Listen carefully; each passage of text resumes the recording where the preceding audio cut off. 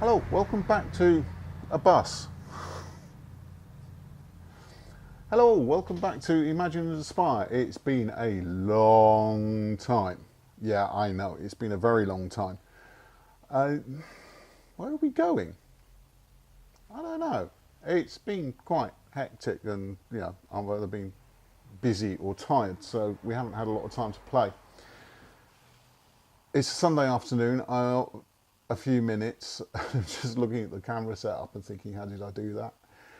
And we're back in the shop again. It's a slightly different view. There's some interesting color balances going on. As you know, on the wall behind there, it should be white, but that's being lit by sunlight coming through the window. All that sort of rubbish going on. And there's been no fun with film for a very, very, very long time indeed.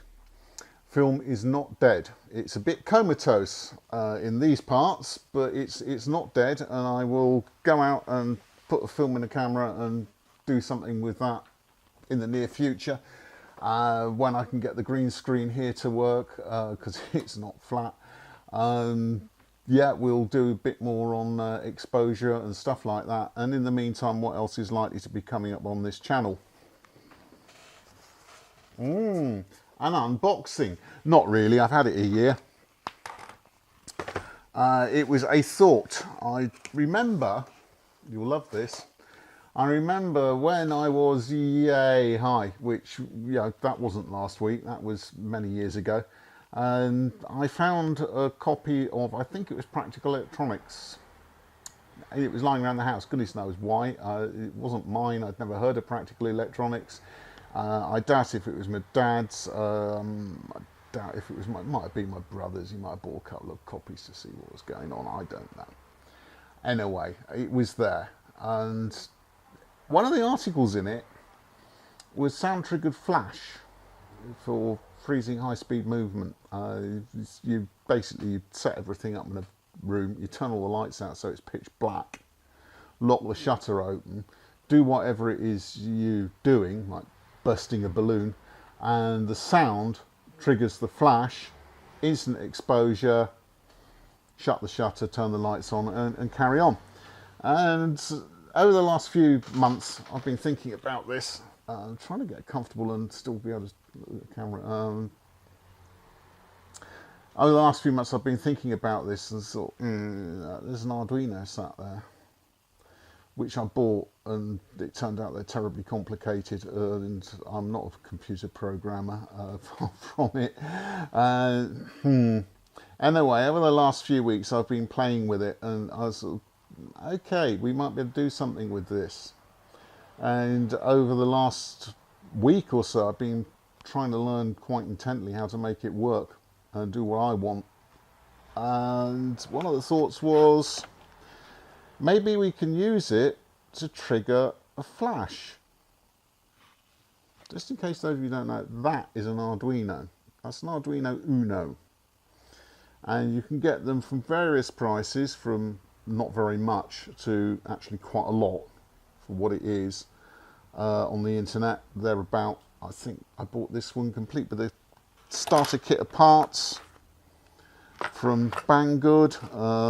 What have we got in there? A stepper motor, pan and tilt, maybe.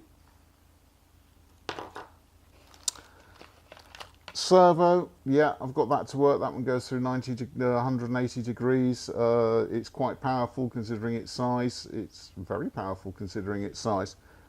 Again, also pan and tilt on a lightweight camera, or for some lighting or something. Infrared remote control, does not come with a battery. Comes unsealed, so that little bag might be quite useful for something. I assume there's supposed to be a receiver in there, but I haven't found it. Yeah, 9mm to Arduino in clip. Jumper cables, one of which just fall on the floor. Breadboard. LCD display, I've only got that to work once, which is a bit upsetting. They didn't come with it. That was a birthday present for Sergey some years ago. I bought him some 5-volt laser diodes. Yeah, a box of little bits, potentiometer, yeah.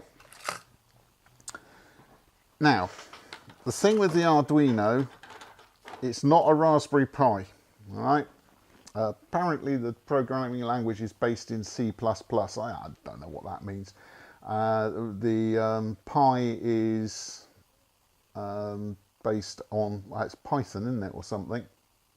You can get stuff that allows the two programs to talk to each other. You can program them to talk to each other. You can get to program a lot of things so that you can make this thing talk to a computer, which is a bit irrelevant. It's just rather clever when it happens. But you've got a number of inputs, and these will take inputs from sensors. Now, anything that generates an electrical signal or changing electrical signal can be used as a sensor. My mind, microphone. Okay. So we can put a microphone input in there. So I spent hours looking for ways to make it work as an oscilloscope. Yeah, I found one the other night and then fell asleep because I got bored. And what else can we do with it? Okay, microphone. If the microphone sends a signal, this can send an output. Oh, that's a thought. Now that output could go to some form of switch to turn something on, like trigger a flash.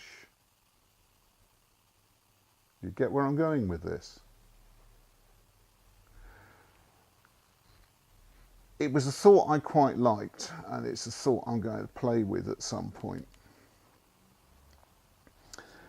because it should be fairly easy to do. And then, having played with it, I discovered the potentiometer, wherever I put it, is in the box. The potentiometer can send an analog output.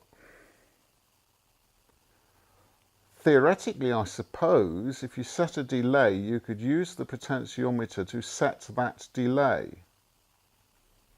You can't have it direct, because otherwise you have balloon, pop! The instant it begins to put on the pop, the flash is going to go off and you're going to get a balloon with a hole about that big in it. That's not very exciting. So you want to be able to delay it. You want to be able to delay the signal triggering the flash from the signal getting to the microphone, the bang going to the microphone. The microphone generates a signal that travels at the speed of light down a bit of wire into here and fires it. You're not going to see much. But if we can delay that, we can get balloons at various stages of poppiness. We could move the microphone away, but that would change the sensitivity of the microphone. But if we can use a potentiometer to alter the delay on this before it fires the flash, we might be able to get some really trippy photographs. Has anyone already done this? If somebody has already done this, please stick things in the comments, and so I can copy their idea and save myself a lot of hassle. The other thing, which isn't directly related to photography, except we do use light in photography, is that they can be used to program these, and I've just stared at the Arri light. You know, it's what, 8 feet away, pumping out 800 watts of light. It's not at all comfortable now. Purple blobs. You'd think I'd know, wouldn't you?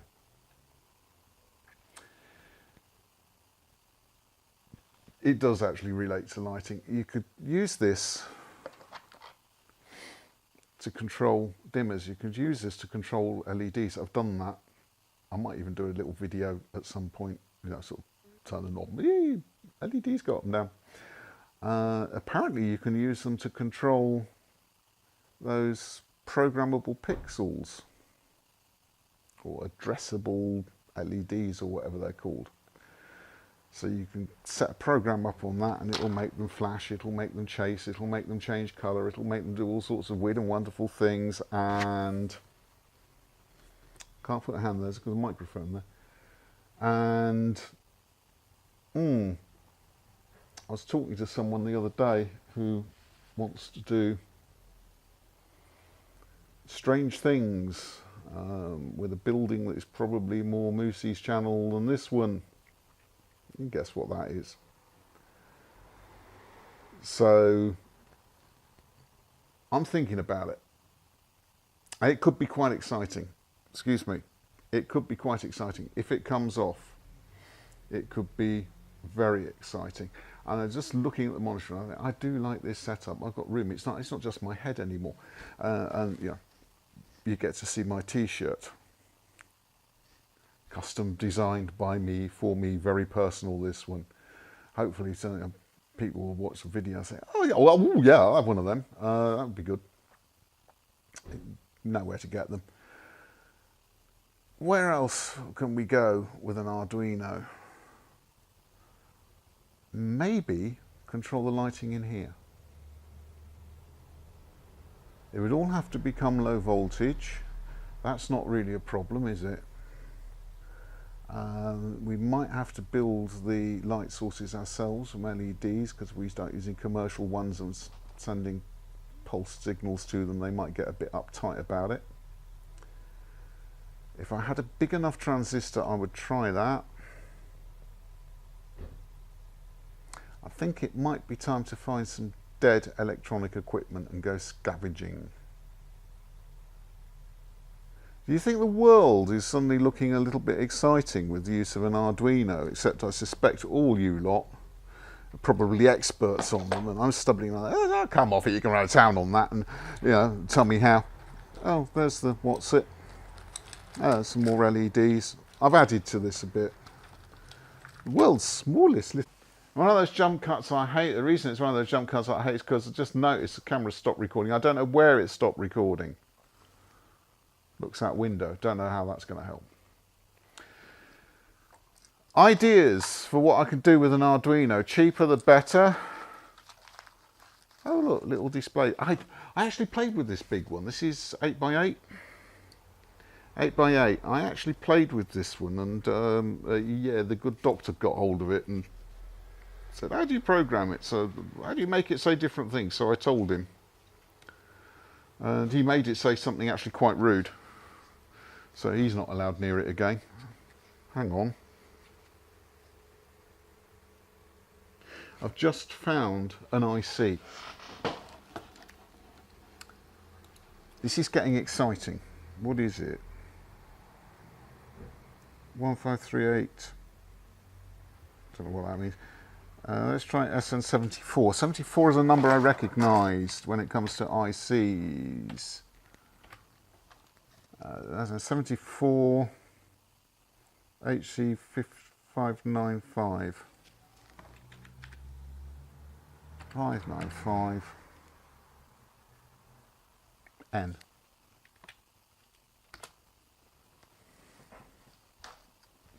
And there's more than 40,000 in stock. That doesn't help, does it? Plenty of people looking. Here we are, data sheet, Texas Instruments. Pardon me.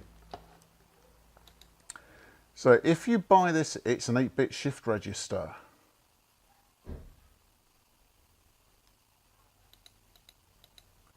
I'm not particularly good with electronics. I can find my way around, kind of, and I can design simple things like, I suppose, an amplifier circuit, but yeah, I can design things like using a transistor to control a load greater than the Arduino can handle, and driven by the Arduino. I've done that, yeah, I've proved that.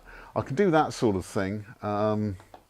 But when it comes to these things with thousands of legs on them, I'm really a bit lost. But I do know that you can use shift registers for multiplexing.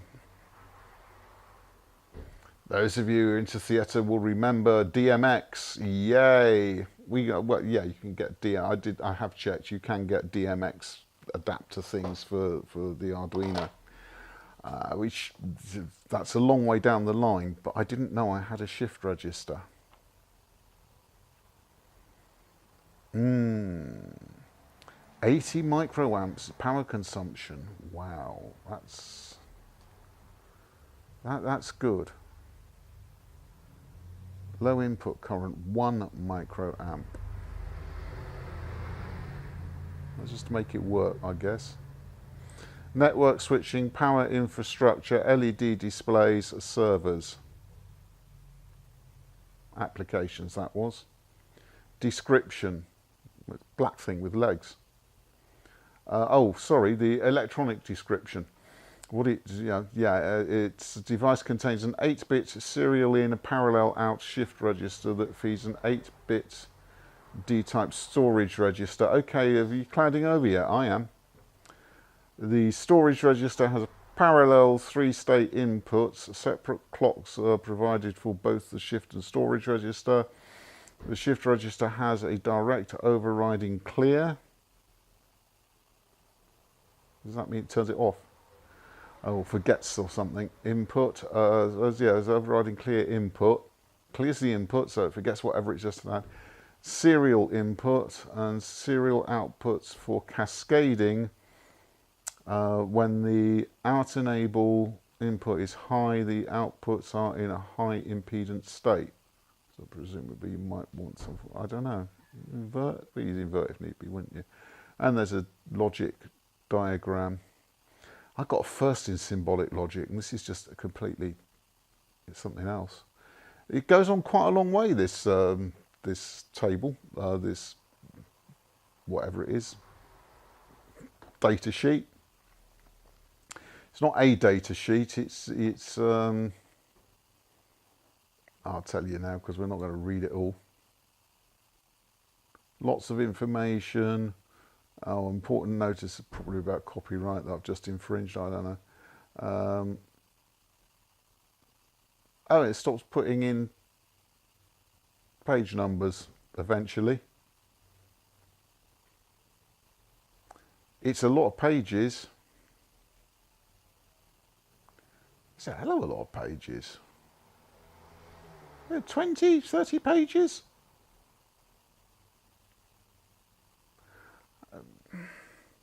Well, there's a page numbered 10, and that page is numbered 11, 13, let's go down to 16. Oh right, package or option addendum,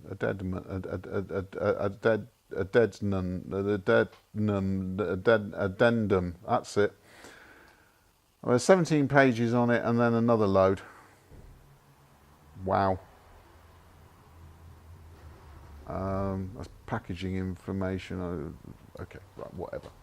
So I found that. That's useful. I didn't know I had that. I'm going to play with this now.